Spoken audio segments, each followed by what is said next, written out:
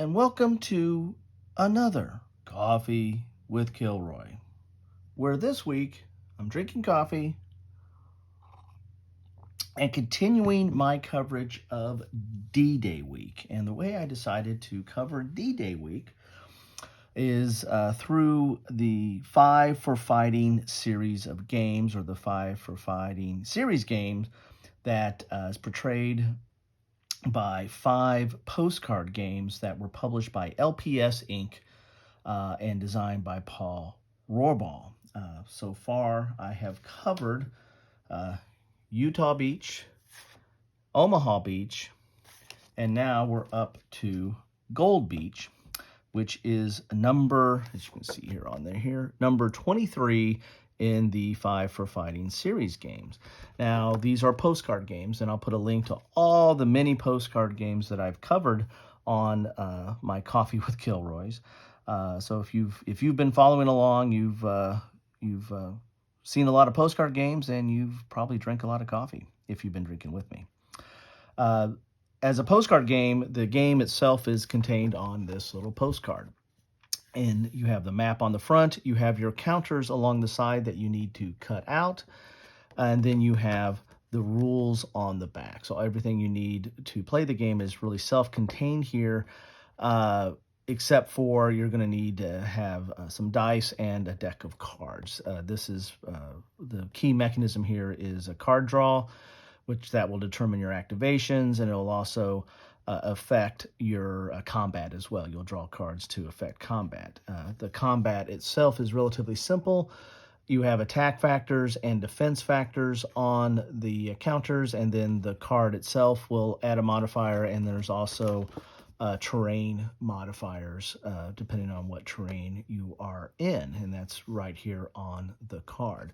Now, if you don't like cutting out the counters from the postcard, you can always make a copy of this and blow it up if you want. But this set actually, I obtained all 5 of these at one time instead of just individual postcards, and they came with a counter sheet, a die cut counter sheet, which is nice and thick and clear and clean colors. Although there might be some nibs when you punch these out. But they have it for each of the different postcards: Utah, Omaha, which we've covered, and now Gold is what we're up to today. And as you can see here, they're just the units that are involved at that beach. So you have the Americans here on the first 2 beaches, and now at Gold we're getting into the Commonwealth units participating in their effort on the landings. So as I said, the game itself is played on the front of the postcard here, with all the different types of terrain, and you have the different combat effects of it as well. And then again, the rules are on the back, and counters are dual-sided as well. So there you have it. That is Gold Beach. These games do not take up that much space in both time and in table space. They're relatively small. If you decide to cut out the counters, you're going to need to keep this in a little bag or something like that. And again, you have to supply dice, and the dice really, to me, is only for game turn. The cards are really the more key mechanism in this game, the card draw. So you're going to need a standard deck of cards to go along with that. Now, are these games the best simulation for what they're trying to accomplish? No, they're very high level.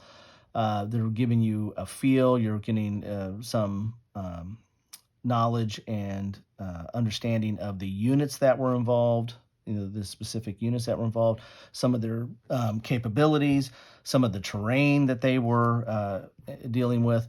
There's also artillery support, and I don't know if this one had naval support. Artillery and naval support markers. So you're getting some off the coast bombardment to help out with some of this activity as well.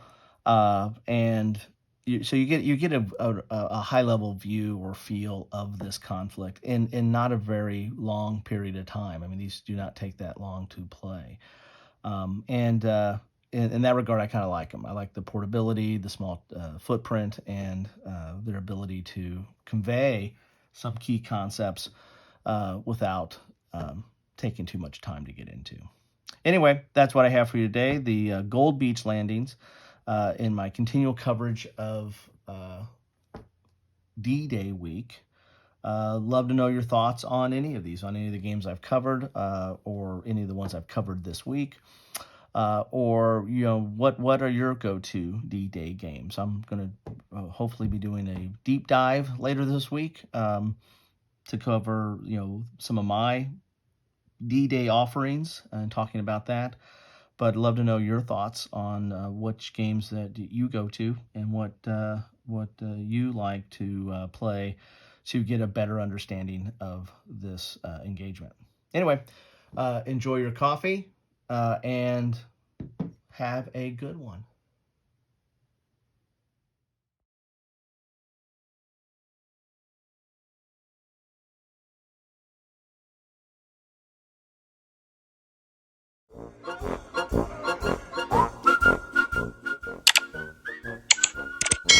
Thanks for watching.